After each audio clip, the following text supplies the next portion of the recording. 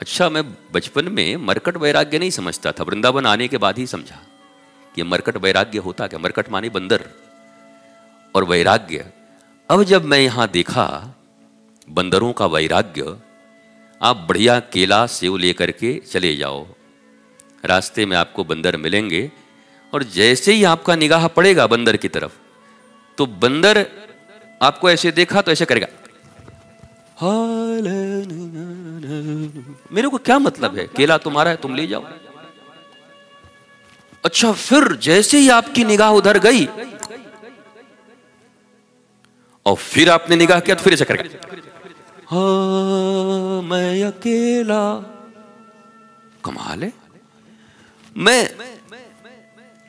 बरसों तक, कई बरसों तक रोज प्रातः 3 बजे ब्रह्म मुहूर्त में उठकर श्रीधाम वृंदावन के परिक्रमा जब लगाया करता, बरसों लगाया मैंने, प्रातः श्रीधाम का और संध्या गिरिराज भगवान का परिक्रमा।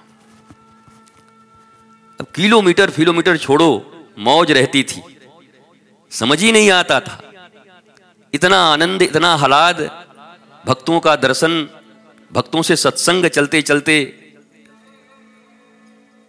तो मैं उस दौरान देखता था, तब धीरे धीरे मुझे मरकट वैराग्य समझ में आया कि मरकट वैराग्य क्या होता है। वैरागी की तरह देखते हैं, कोई हम तुम्हारा सामान है, तुम केला खरीदो, हमको क्या मतलब है। और जरा नजर हटाओ तो बता देंगे केला किसका है।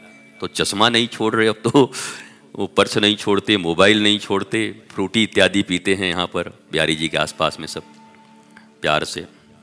चलो ठीक ही है, सब ठाकुर जी के गण हैं। और रसखान के अनुसार तो वृंदावन में कोई भी हो, जीव जंतु कीट पतंग, वो सब अन्यत्र जगह रहने वालों से ज़्यादा भाग्यशाली हैं, क्योंकि वो श्रीधाम में उनका वास है, श्रीधाम में उनका रहना होता है। तो मरकट वैराग्य और श्मशान वैराग्य मनुष्य के जीवन में आता है, परंतु फिर माया का ऐसा चक्र है कि वो वैराग्य कब खटराग में बदल जाता है हमको पता नहीं चलता। वैराग्य हो गया, फिर खटराग। इसी को स्थिर करना है। वैराग्य स्थिर हो जाए, कैसे होगा? चिंतन से, सत्संग से, भजन से और सन्निधि से। देखो, रुपए पैसे थोड़े बहुत नष्ट हो जाएं, करने के लिए राजी रहिएगा, लेकिन दुर्जनों का संग मत हो जाए। दुष्ट संग जनि देई विधाता, गोस्वामी जी कह रहे हैं। सब हो जाए पर दुर्जन, अच्छा दुर्जन कौन है जी? हाँ, वो सिगरेट पीता है। अरे कुछ दुर्जन नहीं हो, पीने दो उसको, बना किस लिए? पिए पिवाए, फेफड़ा खराब करे, जल्दी जाएगा, पृथ्वी पर जगह खाली होगी, फिर कोई आएगा। ये साधारण चीजों को ही हम सज्जन दुर्जन मान लेते हैं। कोई थोड़ा पी रहा है तो शराबी आदमी है। अरे चलो वो तो शराबी है, तुम तो गरीबों का खून पी जा रहे हो। नौकरी कहीं लग गई, बड़ी बढ़िया कुर्सी मिल गया, तो सीधे ही खून पी जा रहे हैं। बिस्लेरी वाटर की जरूरत नहीं पड़ रही है, चूस ले रहे हैं उसको। इसलिए सज्जन दुर्जन इतना छोटा चीज नहीं है कि वो थोड़ा सज्जन जैसे कपड़े पहन लिए, थोड़े बढ़िया भोजन कर लिया और थोड़ा तिलक इत्यादि लगा के घूम गए, सज्जन हो गए। और वो दुर्जन इसलिए है कि उसको मैंने अभी वहाँ खाते देखा, वहाँ पीते देखा, थोड़ा गाली देते देखा, इससे वो बहुत ज़्यादा फर्क नहीं पड़ता मुझे। यद्यपि आपका जीवन बहुत ही पवित्र विशुद्ध होना चाहिए, आंतरिक रूप से और बाह्य रूप से, दोनों रूप से। लेकिन केवल यही नहीं है, केवल यही सज्जनता नहीं है। सज्जनता का एकमात्र अर्थ है इस मनुष्य शरीर में जो हमारा परम उद्देश्य है, परम लक्ष्य है, आत्मज्ञान, भक्ति, प्रेम, ईश प्रेम, इष्ट के प्रति निष्ठा, अगर वो हो, ऐसा कोई व्यक्ति जिसकी जुबान बहुत खराब हो, गालियां देता हो, पर जब जाते हो तो उसको देख के तुमको ठाकुर जी की और राधा रानी की और भक्ति की बातें तुम्हारे चित्त में आ जाती हों, तो जगह जगह उसके जूते भी खा करके उसके साथ रहना। पर ऐसा व्यक्ति जो बोलता तो बहुत मीठा हो, पर उसके साथ जाते ही केवल मॉल याद आने लगता है, सिनेमा हॉल याद आने लगता हो, तो चाहे कितना भी मीठा हो उसका संग का त्याग कर देना। जिसको देखने से हरि की याद आए, कह हनुमंत विपति प्रभु सोई, जप तप सुमिरन भजन न होई।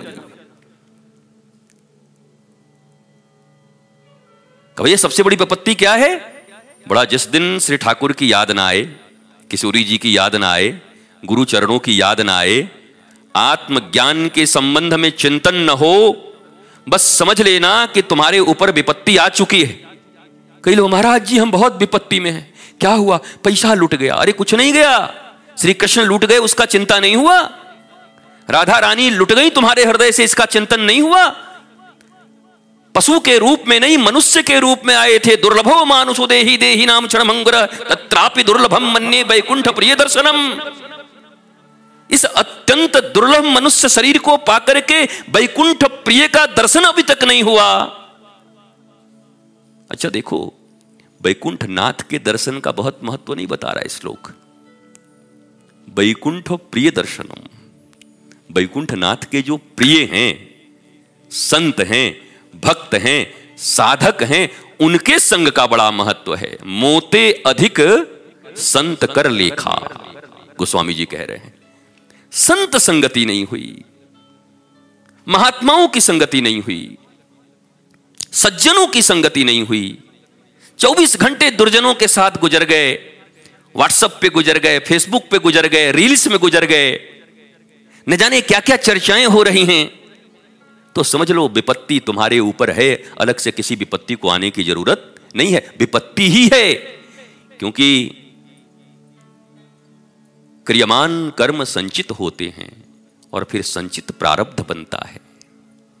तो जो क्रियमान है, प्रेजेंट में जो कर्म हो रहे हैं हमसे, वर्तमान में जो कर्म हो रहे हैं, हम सोचते हैं कोई नहीं देखा, हमने कर लिया। कोई नहीं देखा, संचित हो गए, प्रारब्ध बन गया, इंटरेस्ट के साथ वापस आएगा। और ये कोई भारत और इस विश्व के अन्य देशों की तरह कोई रिजर्व बैंक इत्यादि नहीं है कि बीच बीच में रेपो रेट घटाते बढ़ाते रहेंगे। ठाकुर जी का रेपो रेट ठीक ठाक है, चक्रवृद्धि ब्याज के साथ ही मिलेगा, चिंता मत करो। किए गए सत्कर्म और किए गए दुष्कर्म के फल प्राप्त होंगे ही। कर्म करे और फल ना भोगे, ऐसा कभी नहीं हो सकता। ये संभव ही नहीं है कि कर्म हुआ है उसका फल हमको ना मिले।